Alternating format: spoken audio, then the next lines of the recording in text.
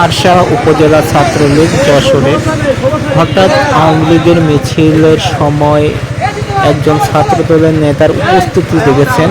উপস্থিতি থেকে হঠাৎ করেই ছাত্রলীগের যে আন্দোলনটা হয়েছিল সে আন্দোলনটা থেমে গেল। আন্দোলনটা ইতিমধ্যেই শেষ হয়ে গেল, আপনাদেরকে দেখানোর চেষ্টায় রয়েছি। অবশ্যই চ্যানেলের সাথে থাকবেন। হঠাৎ করে আওয়ামী লীগ এভাবেই আবারও জাগরণ করতেছে, এই দোষটা কার? সে এই দোষে যারা স্বৈরাচার, সেই স্বৈরাচারেরা কোথায় থেকে সাহস পেল বাংলাদেশের মাটিতে আবারও আন্দোলনের জোয়ার তুলে দেওয়ায়? আপনারাই জানেন, আপনারা বলতে পারেন, অবশ্যই কমেন্ট বক্সে কমেন্ট করে জানাবেন।